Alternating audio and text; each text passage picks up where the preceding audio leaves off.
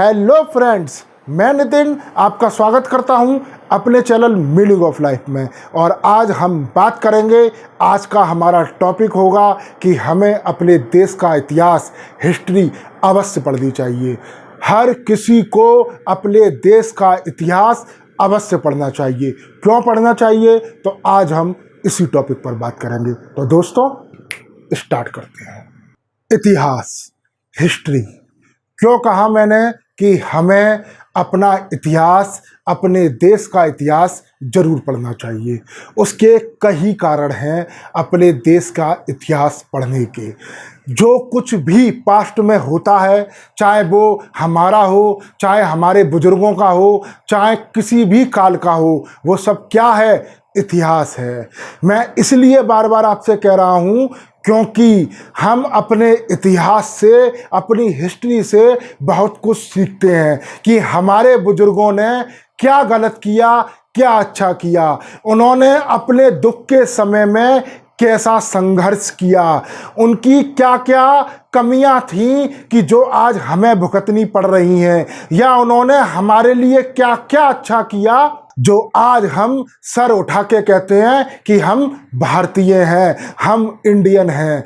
इसलिए हमें हमारे जितने भी बुजुर्ग हैं उन्हें, अपने बच्चों को या बड़े लोगों को, सबको अपने देश का इतिहास अवश्य पढ़ना चाहिए।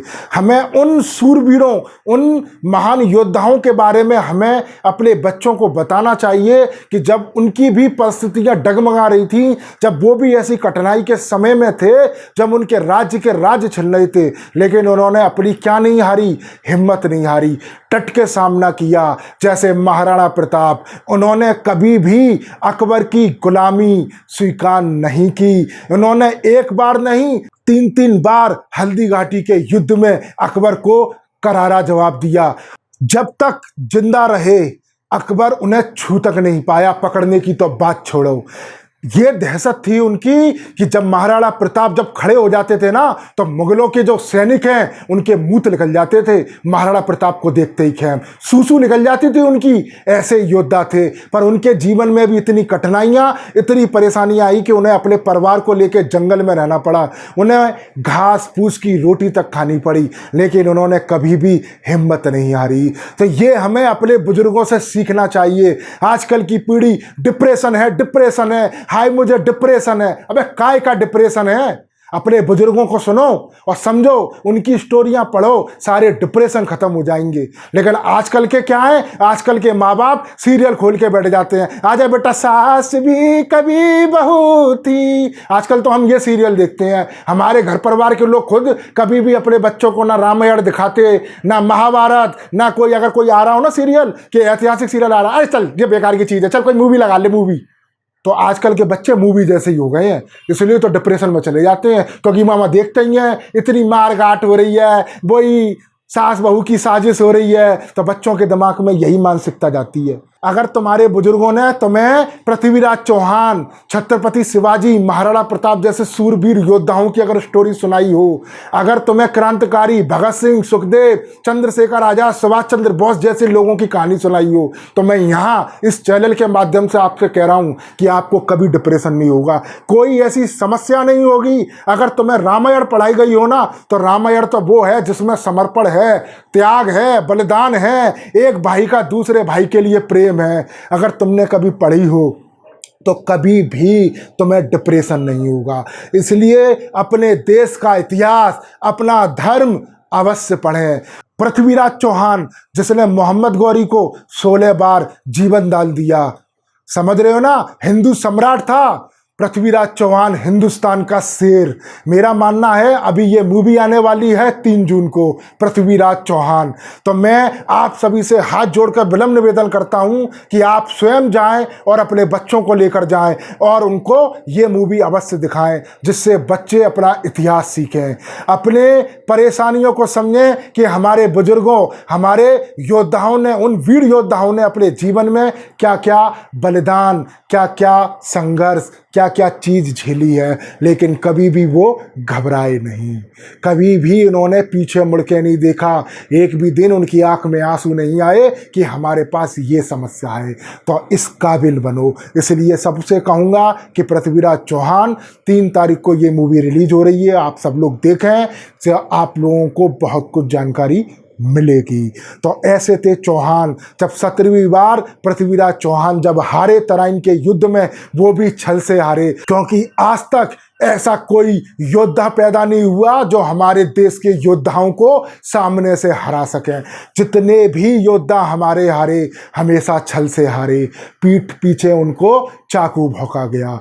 कभी फ्रंट से लड़ने की तो आज तक कभी किसी में इतनी ताकत थी नहीं। हम उस देश में पैदा हुए हैं जहां पर एक से एक लाल जले हैं। हम ऐसे देश में पैदा हुए हैं, हमें गर्व होना चाहिए। आजकल की पीढ़ी, मैं अभी अपने कमेंट बॉक्स पर देखता हूँ, अरे सर हम इस चीज़ से डिप्रेशन में हैं, सर मैं डिप्रेशन में हूँ, मैं डिप्रेशन। अबे काय का डिप्रेशन है? पढ़ाई का डिप्रेशन है? सरकारी नौकरी नहीं लग रही, इस चीज़ का डिप्रेशन है? या तुम्हारा मकान छिन गया, प्रॉपर्टी छिन गई, गर्लफ्रेंड छोड़ के चली गई, इस चीज़ का डिप्रेशन है? ये डिप्रेशन है? इसे तुम डिप्रेशन कहते हो? इसे कहते हैं बेवकूफ़ी। अबे किस चीज का डिप्रेशन है? अपने देश में अपने इतिहास खोल के देखो, लोगों को क्या होता है डिप्रेशन। कभी देखा है कि जब अपनी माँ बहनों पे अंग्रेज अत्याचार कर रहे हो? देखा है तुमने? वो होता है डिप्रेशन। जब अपने ही सामने अपने भाई को फांसी दी जा रही हो, इसे कहते हैं डिप्रेशन। जब कलेजा होता है ना, अपने कलेजे का टुकड़ा, जब 9 साल की उम्र में कोई अंग्रेज उसमें गोली मार दे, उसे कहते हैं डिप्रेशन। फिर भी हमारे क्रांतिकारी भाई ने लोहा से लोहा, ऐसी कम तैसी कर दी अंग्रेजों की। एक समय ये आया कि उन्हें देश छोड़ के भागना पड़ा। सुभाष चंद्र बोस जीते तो अपने लिए भी जी लेते, गवर्नमेंट नौकरी भी लग जाती, पर उनका एक ही नारा था कि तुम मुझे खून दो और मैं तुम्हें आज़ादी दूंगा। तो दूसरे के लिए जीना सीखो। जिस दिन दूसरों के लिए जीना सीख जाओगे, उस दिन डिप्रेशन और जितनी भी समस्याएं ना, आपकी हिस्ट्री, सिविक्स, बायोलॉजी से ख़त्म हो जाएगी। कभी भी आपके जीवन में कोई भी डिप्रेशन नहीं रहेगा। तो सोचो, समझो और अपने इतिहास को पढ़ो। जब पृथ्वीराज चौहान को मोहम्मद गौरी ले गया, उनकी आंखें फोड़ दी, उसके बाद भी उन्होंने हिम्मत नहीं हारी। जब चंद्रवरदाई उनके पास आए तो उन्होंने बोला था कि 4 वास 24 गज, अंगुल अष्ट प्रमाण, और ताऊ पर सुल्तान हैं और मत चूके चौहान। और पृथ्वीराज के एक बार से ही खेल खत्म हो गया मोहम्मद गौरी का। ये होता है क्या? संघर्ष। ये होता है हर परिस्थिति में डट के खड़े रहना।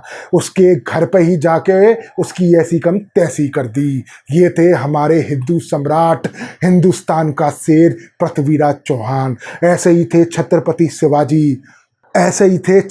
शिवाजी। जब तक रहे, औरंगजेब की नाक में दम कर दिया।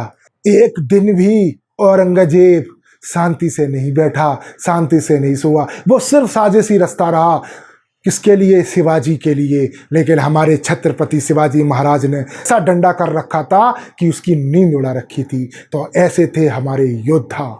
महाभारत देख लो, क्या हुआ महाभारत में? भाई से भाई लड़े, कितनी हानि पहुंची, क्योंकि जो अधर्मी होते हैं उनका नाश करना भी निश्चित होता है। तो कितने दुर्योधन, कितने उन्होंने कुकर्म करे, और लास्ट नतीजा क्या हुआ? तो हर बुराई का यही अंत होता है। तो ये सीखो, समझो कि हमें अपने जीवन को कैसे जीना है। किसी भी परिस्थिति में घुटने नहीं टेकने, किसी भी परिस्थिति में अपन को हारना नहीं है।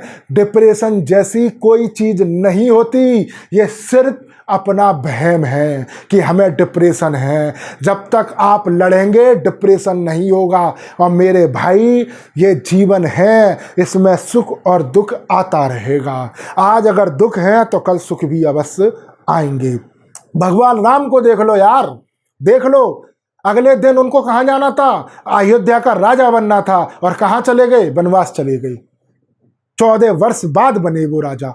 तो समय है, आता है जाता है, कोई दिक्कत वाली बात नहीं है। इसमें हमें डिप्रेशन पे नहीं जाना है। तो दोस्तों, आज मैं आपको समझा पाया कि हमें अपने देश का इतिहास क्यों पढ़ना चाहिए। अगर आप अपने देश का इतिहास पढ़ेंगे, आप डिप्रेशन में नहीं जाएंगे, आपको कोई भी कठिनाइयाँ, परेशानियाँ नहीं होगी। तो दोस्तों, अगर मेरी आपको ये वीडियो अच्छी लगी हो तो इसे लाइक करें, शेयर करें और सब्सक्राइब करें। बहुत जल्द मैं फिर आऊँगा आपके पास एक नई मोटिवेशनल वीडियो के साथ। तो अभी मैं लेता हूं आपसे इजाज़त।